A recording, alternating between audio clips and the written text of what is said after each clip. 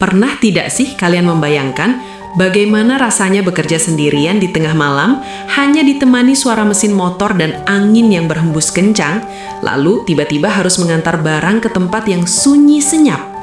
Itulah yang dirasakan oleh banyak kurir pejuang rupiah di luar sana. Namun, cerita yang akan kita bahas kali ini levelnya beda banget teman-teman.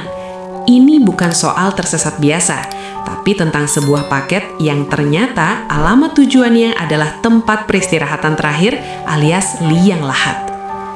Cerita ini bermula dari seorang kurir bernama Budi, sosok pekerja keras yang pantang pulang sebelum semua paket di keranjangnya habis terkirim ke pelanggan. Budi sudah terbiasa dengan berbagai medan jalan, mulai dari gang sempit yang banyak polisi tidurnya, sampai perumahan elit yang satpamnya galak minta ampun. Namun, malam Jumat itu memberikan pengalaman yang tidak akan pernah dia lupakan seumur hidupnya. Jam sudah menunjukkan pukul 10 malam, dan Budi melihat masih ada satu paket tersisa di aplikasi pengirimannya yang berstatus prioritas. Alamatnya tertera di sebuah desa yang letaknya agak di pinggiran kota, wilayah yang memang jarang sekali dijamah oleh layanan ekspedisi kilat. Tapi karena profesionalisme dan bonus target yang menanti, Budi tancap gas tanpa pikir panjang. Sepanjang perjalanan, Budi merasa ada yang aneh dengan aplikasi peta di ponselnya yang terus-menerus menyuruhnya putar balik atau belok ke jalan setapak yang tidak beraspal. Sinyal pun timbul tenggelam, membuat Budi harus berkali-kali berhenti untuk memastikan dia tidak salah arah.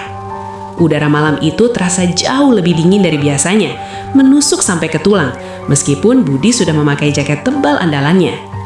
Jalanan yang dia lewati semakin sepi, tidak ada lampu penerangan jalan, hanya sorot lampu motornya yang menjadi satu-satunya sumber cahaya membelah kegelapan. Setelah berputar-putar hampir setengah jam, aplikasi peta akhirnya bersuara. Anda telah sampai di tujuan, tepat di depan sebuah gerbang tua yang terlihat samar-samar tertutup kabut tipis.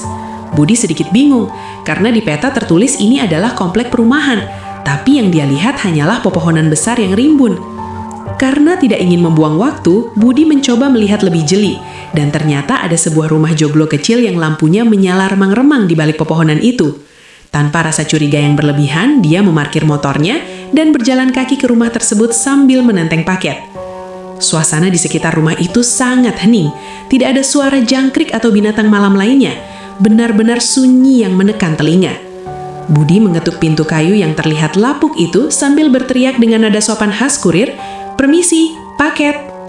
Tidak lama kemudian, pintu terbuka perlahan dengan suara derit yang cukup menyilaukan telinga, dan keluarlah seorang wanita paruh baya dengan wajah yang sangat pucat namun tersenyum ramah. Wanita itu tidak banyak bicara, dia hanya mengangguk pelan saat Budi mengkonfirmasi nama penerima paket tersebut. Sistem pembayarannya adalah COD atau bayar di tempat, jadi Budi menyebutkan nominal uang yang harus dibayar oleh ibu tersebut. Ibu itu menyerahkan beberapa lembar uang kertas yang terasa sangat dingin di tangan Budi, seolah-olah uang itu baru saja dikeluarkan dari lemari es. Setelah transaksi selesai, Budi merasa ada dorongan kuat dalam hatinya untuk segera pergi dari tempat itu secepat mungkin. Dia berpamitan dengan sopan, lalu setengah berlari kembali ke motornya tanpa menoleh lagi. Sesampainya di jalan raya yang lebih ramai, Budi baru bisa bernafas lega dan merasa beban berat di pundaknya perlahan menghilang. Dia memutuskan untuk langsung pulang ke rumah dan beristirahat karena badannya terasa sangat lelah dan pegal-pegal yang tidak wajar. Keanehan yang sesungguhnya baru terjadi keesokan paginya saat Budi sedang menghitung uang setoran hasil COD semalam. Dia terkejut bukan main saat menemukan beberapa lembar daun kering di dalam tas pinggangnya, padahal dia yakin betul semalam menerima uang kertas asli. Budi mencoba mengingat-ingat kembali kejadian semalam dan dia sangat yakin bahwa dia tidak salah lihat atau salah terima uang.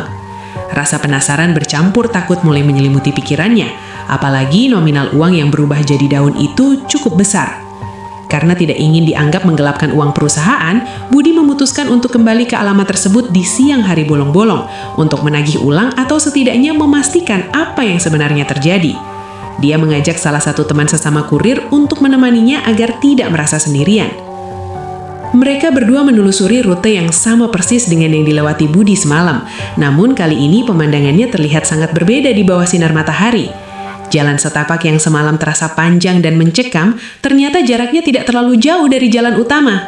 Saat aplikasi peta mengatakan Anda telah sampai di tujuan, Budi dan temannya tercengang karena tidak ada rumah joglo ataupun bangunan tempat tinggal di sana. Yang ada hanyalah hamparan tanah luas dengan banyak gundukan tanah dan batu nisan. Ya, teman-teman, ternyata titik lokasi pengantaran semalam adalah sebuah tempat pemakaman umum tua yang sudah jarang dikunjungi orang. Budi merasa lututnya lemas seketika. Dia mencoba memocokkan posisi di mana dia memarkir motor semalam. Dan di sana dia menemukan sebuah makam yang tanahnya masih terlihat agak basah. Di atas makam itu, terlegatlah paket yang semalam dia antarkan, masih dalam kondisi utuh dan belum dibuka. Budi memberanikan diri untuk melihat nama yang tertera di batu nisan makam tersebut. Jantungnya seakan berhenti berdetak saat membaca nama yang tertulis di sana sama persis dengan nama penerima paket di aplikasinya. Saat mereka masih terpaku dalam kebingungan, seorang penjaga makam tua menghampiri mereka dan bertanya apa keperluan mereka di sana. Budi menceritakan kejadian semalam dengan terbata-bata, berharap mendapatkan penjelasan yang masuk akal. Bapak penjaga makam itu menghela nafas panjang dan tersenyum maklum, seolah kejadian seperti ini bukan pertama kalinya terjadi di wilayah kekuasaannya.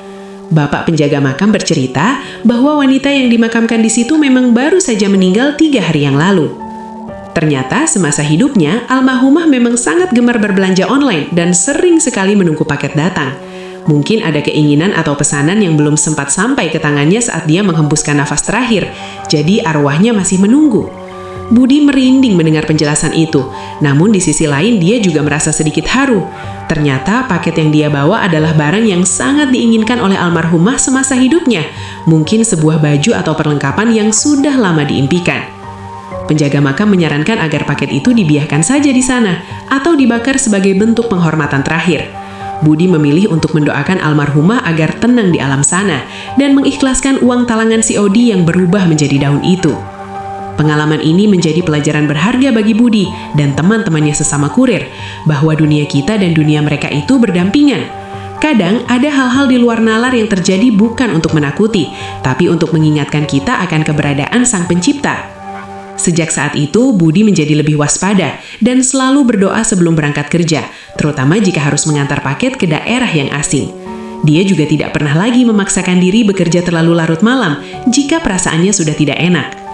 Kisah misteri kurir paket ini pun menyebar dari mulut ke mulut di kalangan komunitas ojek online dan ekspedisi, menjadi urban legend yang selalu diceritakan saat kopi darat. Banyak yang percaya, banyak juga yang skeptis, tapi Budi tahu persis apa yang dia alami adalah nyata. Jadi, buat teman-teman yang sering belanja online, pastikan alamat kalian jelas dan jangan lupa selesaikan semua urusan duniawi ya. Siapa tahu ada kurir yang nyasar ke tempat yang tidak seharusnya hanya karena sebuah paket yang belum sampai. Bagaimana menurut kalian sahabat? Apakah kalian punya pengalaman serupa atau pernah mendengar cerita horor tentang jasa pengiriman seperti ini? Coba tuliskan pengalaman kalian di kolom komentar di bawah ini ya. Jangan lupa untuk menekan tombol like jika kalian menyukai cerita misteri ini dan bagikan juga ke teman-teman kalian biar mereka juga ikutan merinding. Sampai jumpa di cerita-cerita menarik berikutnya.